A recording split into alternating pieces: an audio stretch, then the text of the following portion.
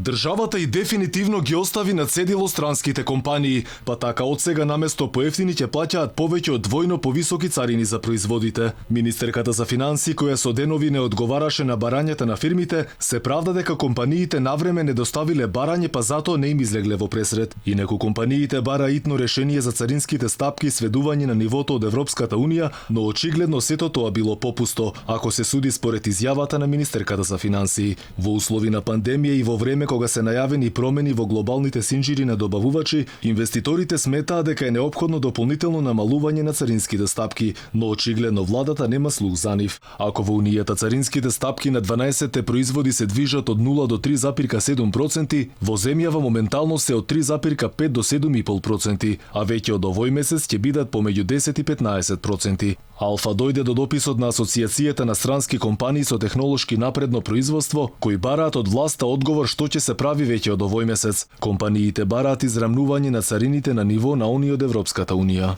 Ова ја прави земјата неконкурентна како локација за инвестиции во споредба со другите земји членки на Европската унија и земјите од регионот и дополнително ги прави неконкурентни македонските производи. Во Македонија нема домашни компании кои произведуваат компоненти кои се вградуваат во производите кои натаму се извезуваат од Македонија и се увезуваат од земји членки на ЕУ, но често и Кина, Јапонија и други земји од далечниот исток и при увоз од овие земји се плаќаат непотребно високи и нелогични царини. Странските компании со технолошко напредно производство веќе алармираат дека се соочуваат со сериозни загуби поради пандемијата. Тие побараа грантови за големите извозни фирми, потоа 6-месечен мораториум за обврските кои ги имаат кон државата, кои произлегуваат од договорите за државна помош, како и продолжување на субвенциите за исплата на плати. Инаку инвеститорите имаат приходи кои достигнуваат до скоро 3 милиарди евра годишно, но и вработуваат 28.000 луѓе.